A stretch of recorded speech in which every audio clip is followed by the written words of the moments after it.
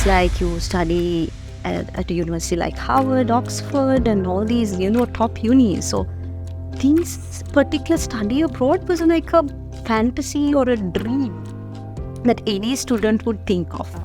Now when you take there is a paradigm shift. Now this paradigm we had about study abroad has changed. We don't charge the student. We don't charge anything from a student.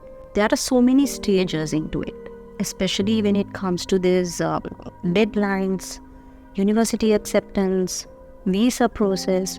It's not going to be easy. Not because we can't expect anybody to be thorough on that area also. So what do? You get an expertise advice.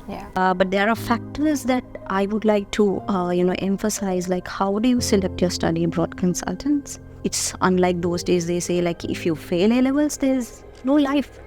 Now you don't have every student has a pathway. I personally have come across so many students say, look here that I have this many results, but I don't know what course to choose.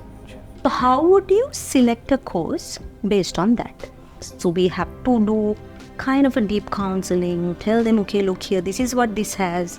Now, universities had a lot of options, not like those days we have typical traditional, HR, business, engineering, science, that's it. But now, there are so many options. I cannot force somebody, say, look here, this is what it is. No, majority of students, about 80-90% of students do want a scholarship. One thing, to act as a financial aid.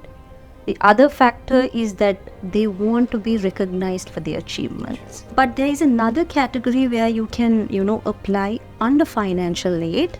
If you have any financial difficulty, that will be very, very competitive as well. It can be Australia, New Zealand, UK, Malaysia, Canada, some of the EU countries. These are some of the popular countries among students. Why? Because they have a lot to offer. The urge of students applying has, become more. They do not seek proper advice. Now, rejections can be due to so many reasons. I can talk about the common mistakes that students do, so that from the beginning we could, try avoid these gray areas and educate the student. So students, parents, sometimes they do not realize the importance of this intervention, so they just go bluntly make an application that gets rejected. So once the student is refused, Poorni, it's very difficult for us to get into a university and reapply if the issue is really serious. So that is one of the facts. Try to put the input at the right time with the right guidance so that you would follow your journey successfully.